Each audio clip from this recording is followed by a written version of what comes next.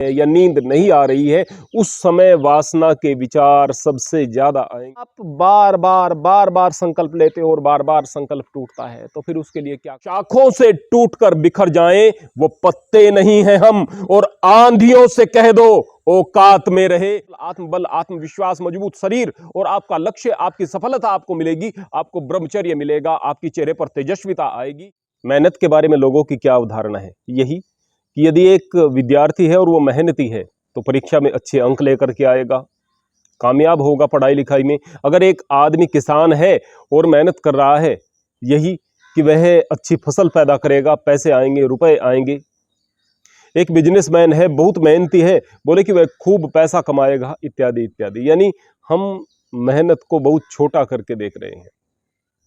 वास्तव में मेहनत का जो सबसे पहला लाभ होता है वह होता है आपके शरीर पर। यदि आपका शरीर निठल्ला है तो निठल्ले शरीर में प्रमाद आएगा, आलस्य आएगा, और ये आलस्य और प्रमाद ही वासना में बदल जाता है। आप सोने के लिए जैसे ही बिस्तर पर लेटते हैं, यदि आपको सही से नींद नहीं आ रही है या नींद नहीं आ रही है, उस समय वासना के विचार सबसे ज्यादा आएंगे और आप कमजोर कमजोर कमजोर पड़ते चले जाएंगे और वासना आपको अपने गिरफ्त में ले लेगी और आप अपने भविष्य की बर्बादी कर रहे होंगे, साथ में अपने शरीर का नुकसान कर रहे होंगे। जब आप ब्रह्मचर्य नाश करते हैं तो हमने बार बार आपको बताया है कि सबसे पहला प्रभाव आपकी स्मृति पर पड़ता है, फिर आत्मविश्वास पर पड़ता है, कायरता आती है, वाणी में प्रभाव नहीं, चेहरे पर प्रभाव नहीं, तेजस्विता समाप्त हो जाती है, मसल्स कमजोर होने लगते हैं, अनेक प्रकार के पेट के विकार होने लगते हैं और आदमी बिल्कुल बर्बाद होकर के रह जाता है। और ब्रह्मचर्य के पालन से दुनिया में कोई भी ऐसा कार्य नहीं है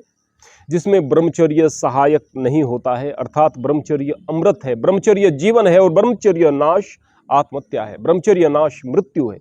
लेकिन आपको इस बात का भी पता होना चाहिए कि यदि आप ब्रह्मचर्य नाश करते हैं तो इन सारी चीजों के अलावा आपके शरीर से फास्फोरस कम होने लगता है, पोटेशियम कम होने लगता है, आपके शरीर से विभिन्न प्रकार के विटामिन्स की कमी पड़ने लगती है, आपके शरीर में टॉक्सिन्स बढ़ने लगते हैं, प्रोटीन की कमी पड़ती है, शरीर कमजोर होता चला जाता है, शरीर के इंटरनल ऑर्गन कमजोर होते चले जाते हैं, आंखों की रोशनी कम उम्र में खत्म होने लगती है, आमाशय खराब होने लगता है, लीवर खराब होने लगता है, आंतें कमजोर पड़ने लगती हैं। ये सारे के सारे नुकसान ब्रह्मचर्य के खंडन से आप लोगों को होते हैं। तो ब्रह्मचर्य का पालन किस प्रकार से किया जाए?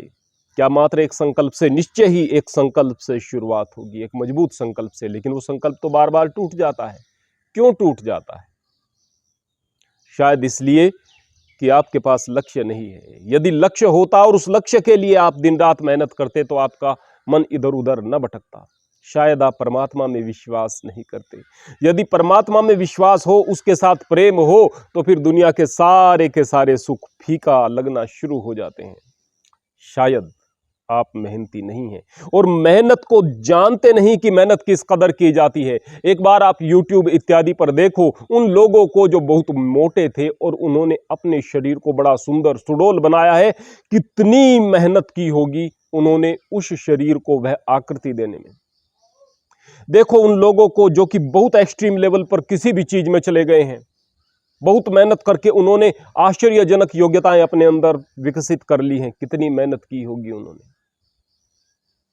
देखो उन लोगों को जो बहुत कमजोर थे और उसके बाद भी उन्होंने बहुत सारा व्यायाम किया, अच्छी प्रकार से खान पान लिया और उसके पश्चात अपने शरीर को बहुत मजबूत बना लिया। बोले कि गुरुजी हम लोगों ने तो यह बात सुनी है कि ब्रह्मचर्य के खंडन से कुछ नहीं होता, दिन में एक बार ब्रह्मचर्य का खंडन कर लिया जाए कोई फर्क नहीं पड़ता, बल्कि अच्छा रहता है। किसने बताया? आपके डॉक्टर्स ने आपको बताया। किन डॉक्टर्स ने बताया आपको? शायद उन्हीं डॉक्टर्स ने जो कि यह कहते हैं कि जितने भी यह घास फूस हैं इनमें कोई प्रोटीन नहीं होते। हाँ, विटामिन हो सकते हैं लेकिन प्रोटीन नहीं होते हैं। प्रोटीन के लिए तो आपको मांस खाना पड़ेगा। किन का मांस खाना पड़ेगा? बकरे का मांस, मुर्गे का मांस, भैंस का मांस, गाय का मांस, सभी चीजों का मांस आप खा जाते हैं, मछलियां वगैरह सब कुछ खा जाते हैं।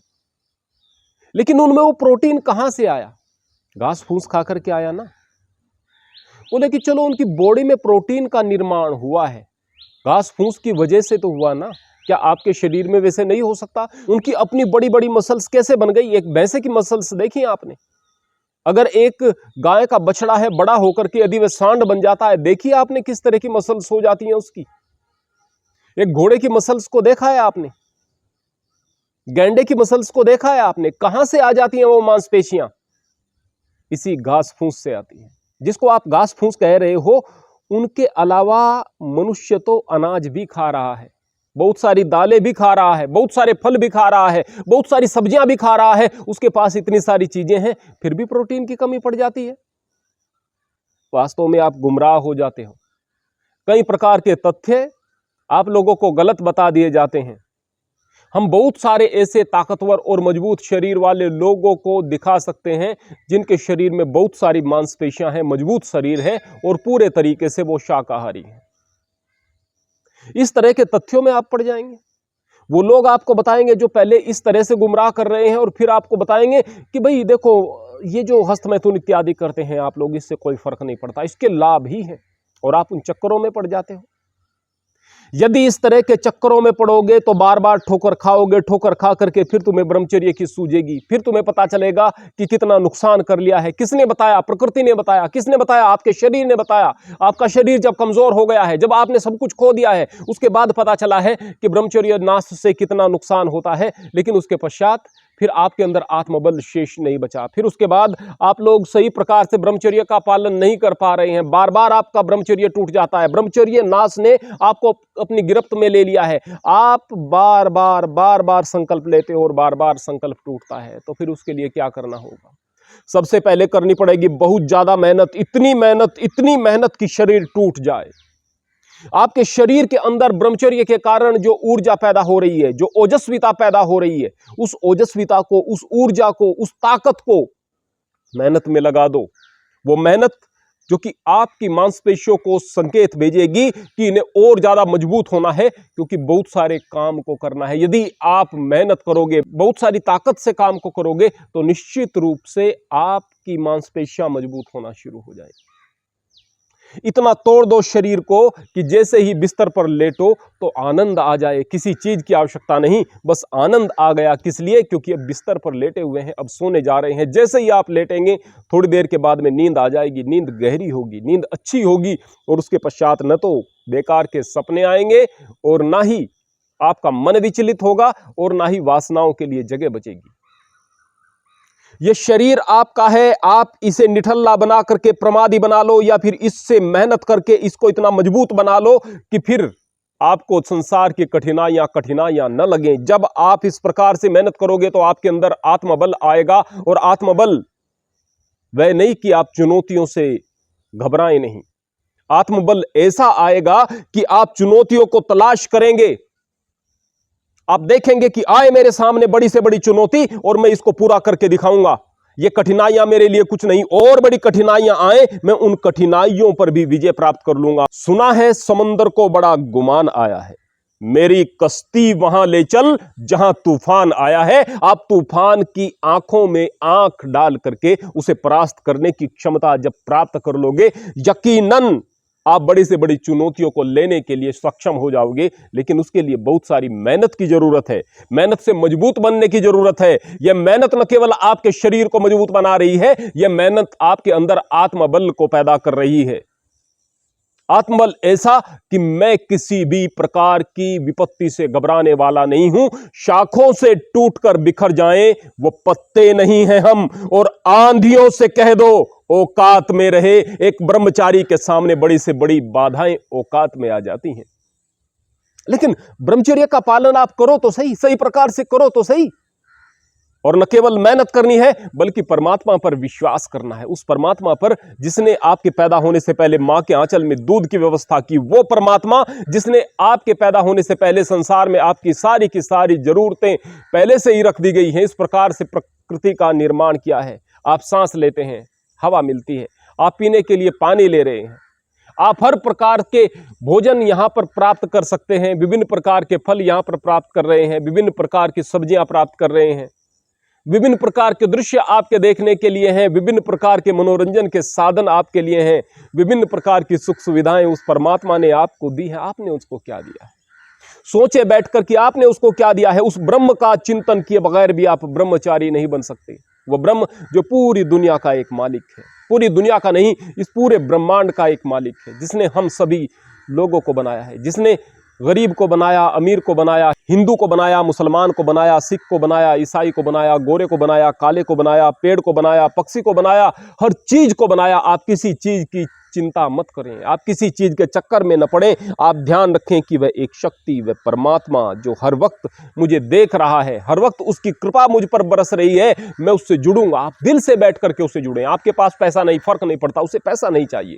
आपके पास में धन दौलत नहीं, फर्क नहीं पड़ता है। आपके पास संसाधन नहीं है, फर्क नहीं पड़ता है। आपके पास भाव होने चाहिए। यदि वह भाव है तो निश्चित रूप से आप परमपिता परमात्मा के करीब हैं और निश्चित रूप से आपको जीवन में तरक्की मिलेगी। इन सारी चीजों के अतिरिक्त आपके पास में एक मजबूत लक्ष्य होना चाहिए। एक लक्ष्य विहीन व्यक्ति जीवन में कोई भी बड़ा सुख प्राप्त नहीं कर सकता है। एक लक्ष्य विहीन व्यक्ति जीवन में कोई बड़ा संकल्प नहीं ले सकता है। एक लक्ष्य विहीन व्यक्ति अपने जीवन को पूरे तरीके से बर्बाद कर देता है। लक्ष्य है, उस लक्ष्य की तरफ आप मेहनत कर रहे हैं, इतनी मेहनत की ओर कुछ सुझाई नहीं देता। मार्ग में बहुत सारे सुख आए, आपको दिखाई न दें। आप मार्ग में बहुत सारी बाधाएं आए, आप पार करते चले जाएं। मार्ग में बहुत सारे लालच आए, आपको दिखाई न दें। आपको दिखाई दे तो केवल आपका लक्ष्य। यदि बड़े से बड़े लालच आपको दिखाई नहीं दे रहे, यदि आप प्रमाद के चक्कर में नहीं पड़ रहे, यदि आप आलस्य के चक्कर में नहीं पड़ रहे, यदि आप अपने आप को मजबूत बनाए हुए हैं, यदि आप व्यायाम इत्यादि करते हैं, यदि आप परमात्मा से जुड़े हुए हैं, यदि आपको परमात्मा पर विश्वास है, यदि आपको खुद पर विश्वास है, तो यकीन मानिए उसके बाद आप जिंदगी में कभी नहीं हारेंगे और अपने लक्ष्य की तरफ बढ़ते चले जाएंगे। न केवल आपको लक्ष्य मिलेगा बल्कि मजबूत शरीर मिलेगा। न केवल मजबूत शरीर और लक्ष्य मिलेगा बल्कि आपको आत्मबल मिलेगा। और न केवल आत्मबल, आत्मविश्वास, मजबूत शरीर और आपका लक्ष्य, आपकी सफलता आपको मिलेगी। आपको ब्रह्मचर्य मिलेगा, आपके चेहरे पर तेजस्विता आएगी, आप शेर की तरह से चलेंगे, आप बहादुर की तरह से, विजेता की तरह से सोचेंगे और आप जिंदगी के हर एक क्षेत्र में कामयाब होंगे। जब आप गृहस्थ में कदम रखेंगे तो वहां पर भी आप एक बेहतर परिवार का निर्माण करेंगे। जब आप वानप्रस्थ में जाएंगे और संन्यास में जाएंगे या फिर लोगों को शिक्षा देने की तरफ जाएंगे, अपने बुढ़ापे के एक्सपीरियंस, अपने अनुभव शेयर करेंगे, तो आपके बच्चे आपको एक हीरो की तरह से सुनेंगे, आपका अनुसरण करेंगे। आप जिंदगी में हर स्थान पर कामयाब होंगे। लेकिन कब? जब आपने जीवन को किसी भी बहकावे में न आते हुए, मेहनत का मार्ग चुनते हुए सही दिशा में लिया और आप आगे बढ़ते चले गए। यदि आप प्रमाद में आ गए, आलस्य में आ गए, बहकावे में आ गए, तो समझिएगा आपका जीवन बर्बाद है। और यदि आपने मेहनत के मार्ग को चुना, परमात्मा के मार्ग को चुना, आत्मबल के मार्ग को चुना, अपने लक्ष्य को चुना, तो निश्चित रूप से आप हर प्रकार की समस्याओं से आगे बढ़ते चले जाएंगे। आपकी तरक्की होगी, आप जीवन में सफलता को प्राप्त करोगे। हरि ओम, हरे कृष्ण।